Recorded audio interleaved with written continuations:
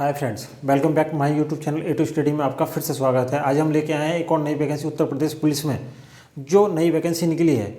तो आज हम बात करने वाले हैं उत्तर प्रदेश पुलिस में जो प्रोग्रामर ग्रेड 2 की जो वैकेंसी निकली है, आज हम उसकी बात करने वाले हैं। ग्रेड पे इसमें 4600 है, यानी लेवल 7 की ये वैकेंसी है। तो आज की इस वीडियो में हम फुल डिटेल से समझेंगे कितनी एज मांगी गई है, क्या क्वालिफिकेशन है और कितनी फ़ीस मांगी गई है।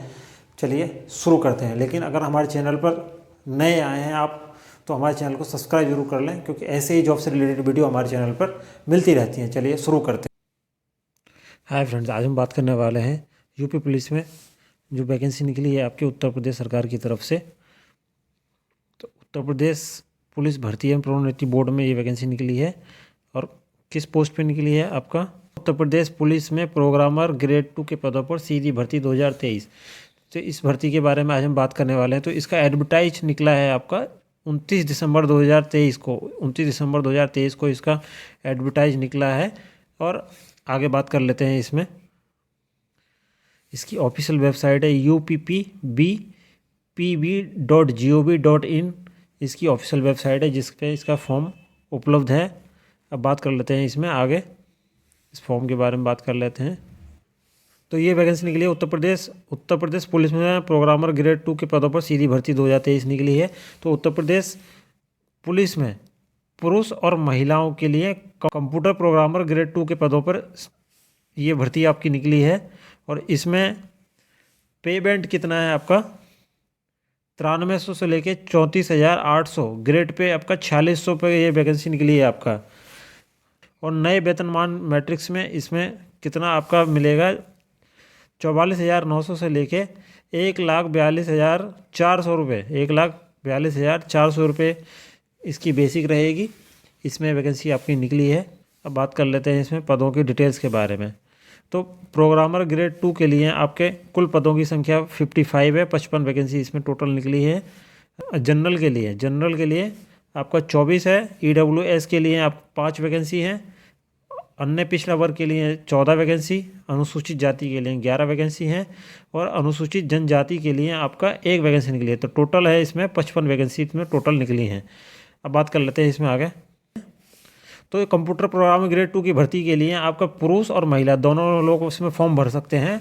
इसमें आवेदन की समय सारणी क्या है? तो नंबर 1 है आपका ऑनलाइन आवेदन और शुल्क जमा प्रारंभ की तिथि। तो ये आपका 7 जनवरी 2024 से ये फॉर्म स्टार्ट हो जाएगा जी। 7 जनवरी 2024 से ये फॉर्म स्टार्ट हो जाएगा भरना।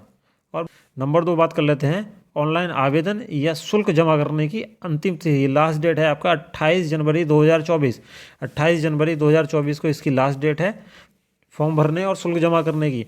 और शुल्क समायोजन तथा आवेदन में संशोधन की करेक्शन की जो लास्ट डेट है आपका 30 जनवरी 2024। 30 जनवरी 2024 की लास्ट डेट है करेक्शन के लिए।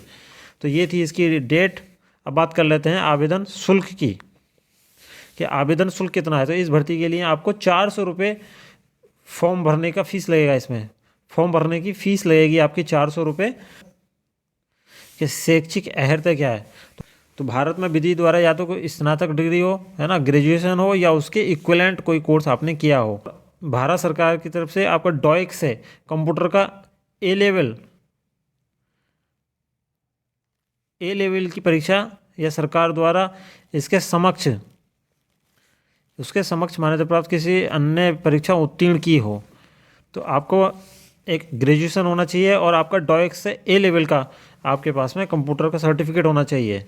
अब बात कर लेते हैं या इसके एवज में क्या होना चाहिए। डॉइक के एवज में किसी यूनिवर्सिटी से आपका विज्ञान से स्नातक हो, यानी कंप्यूटर विज्ञान से हो, या विज्ञान स्नातक हो सूचना प्रौद्योगिकी से, या विज्ञान स्नातक हो आपका इलेक्ट्रॉनिक्स से की उपाधि के साथ कंप्यूटर विज्ञान में स्नातकोत्तर डिप्लोमा यानी पीजीडीसीए आपने किया हो भारत सरकार की तरफ से, तो आप इस फॉर्म को भर सकते हैं। अब बात कर लेते हैं इसमें आगे। तो अपेयरिंग वाले इसमें पात्र नहीं है। आप उसमें जिस समय फॉर्म भर रहे हैं आपके पास में अंक तालिका और प्रमाण पत्र उपलब्ध होने चाहिए, और अपेयरिंग वाले इसमें पात्र नहीं हैं, सम्मिलित नहीं किए जाएंगे अपेयरिंग वाले। अधिमान अहर्त्या की के अन्य बातें अगर कोई इसकी समान बैठती हैं कोई कैंडिडेट की, तो उसमें पहले एक देखा जाएगा पारदेशिक सेना में न्यूनतम 2 वर्ष की अगर अवधि उसने उपलब्ध की है, सेवा के 2 वर्ष की न्यूनतम सेवा उसने दी है सेना में, तो पहले उसको प्रायोरिटी दी जाएगी, सबसे पहले उसका सिलेक्शन किया जाएगा। नंबर 2 है राष्ट्रीय कैडेट कोर में बी प्रमाण पत्र, एनसीसी से बी प्रमाण पत्र गया हुआ हो तो उसको अहर्ता दी जाएगी। सेम नंबर आने की बात हम कर रहे थे। और नंबर 3 है आपका केंद्र सरकार द्वारा राज्य से computer hardware and computer networking से सफलतापूर्वक उत्तीर्ण किया गया हो कंप्यूटर का सर्टिफिकेट केंद्र सरकार की तरफ से या राज्य सरकार की तरफ से। अब बात कर लेते हैं इसमें एज लिमिट की। भर्ती के लिए आवश्यक कितनी एज है, तो अभ्यर्थी को 1/7/2023 तक 21 वर्ष की आयु प्राप्त कर लेनी चाहिए, यानी मिनिमम एज आपकी है 21 वर्ष, ठीक है। मिनिमम एज आपकी 21 साल होनी चाहिए कम से कम साल है, और 30 वर्ष से अधिक की आयु प्राप्त ना हो, यानी 21 से लेके आपका 30 वर्ष तक के कैंडिडेट इस फॉर्म को भर सकते हैं।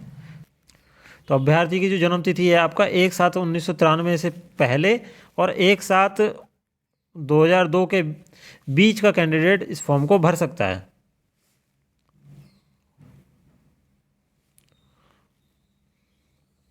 और आयु में छूट के लिए केवल उत्तर प्रदेश के मूल निवासी के लिए ही आयु में इसमें छूट दी जाएगी। आगे ओबीसी SC ST के लिए बात कर रहे हैं।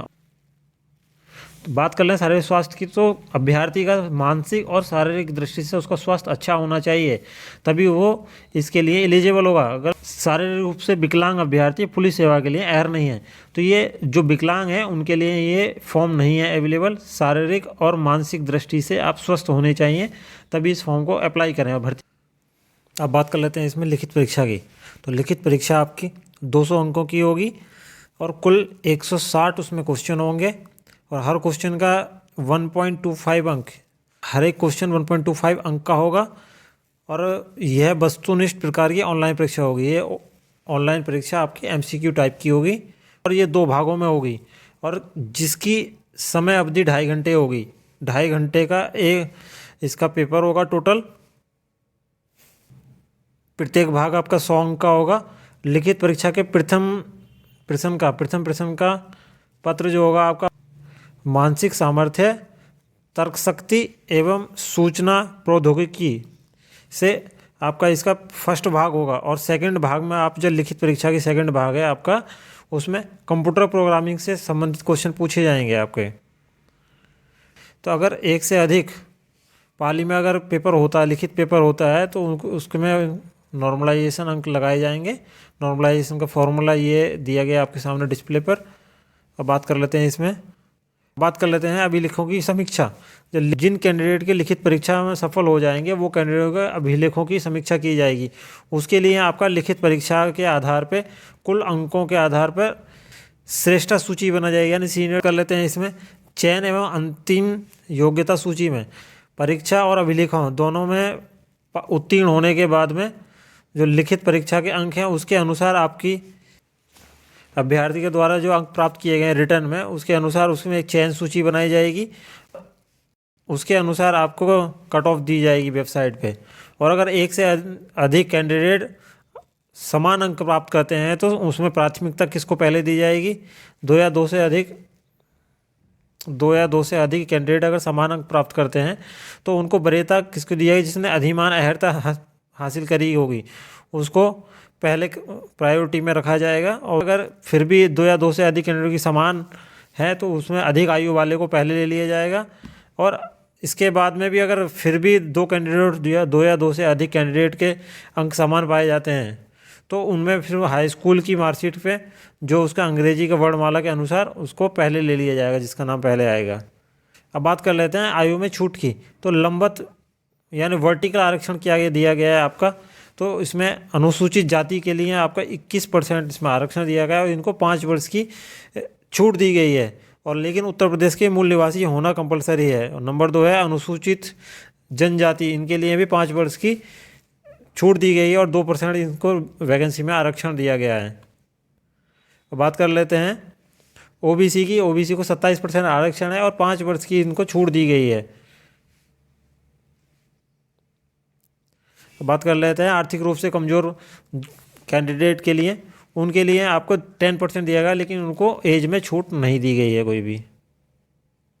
क्षेत्रीय आरक्षण के लिए, तो क्षेत्रीय आरक्षण के लिए जो स्वतंत्रता सेनानी है उनको 2% दिया गया है, भूतपूर्व सैनिक के लिए 5% है, महिला के लिए 20% इसमें आरक्षण दिया गया है। कहते हैं ऑनलाइन आवेदन की प्रक्रिया क्या है, तो इनकी जो ऑफिशियल वेबसाइट है आपका uppbpb.gov.in पे जाके आप ऑल नोटिफिकेशन एडवर्टाइज पे क्लिक करेंगे तो उसके बाद में आप कैंडिडेट का रजिस्ट्रेशन पोर्टल खुलेगा, उस पर आपको रजिस्ट्रेशन करके इस फॉर्म को भर लेना है आपका। बात कर लेते हैं इसमें डॉक्यूमेंट क्या क्या लगने वाले हैं। तो शैक्षिक एवं आरक्षण हेतु डिजी लॉकर के माध्यम से आप डॉक्यूमेंट अपलोड करेंगे। डिजी लॉकर के माध्यम से, जिनके पास डिजी लॉकर पर डॉक्यूमेंट नहीं है वो आपको स्कैन करके अपलोड करेंगे। और आपका क्या क्या अपलोड होना है इसमें, फ़ोटो और सिग्नेचर आपके अपलोड होने हैं, और फ़ोटो भी आप डिटेल्स में देख लीजिए कि किस तरह से उसमें मांगा गया है। फ्रेंड्स, ये थी उत्तर प्रदेश पुलिस में भर्ती एवं प्रोन्नति बोर्ड में जो वैकेंसी निकली है आपका उत्तर प्रदेश पुलिस में प्रोग्रामर ग्रेड 2 के पदों पर जो सीधी भर्ती निकली है उसकी वैकेंसी।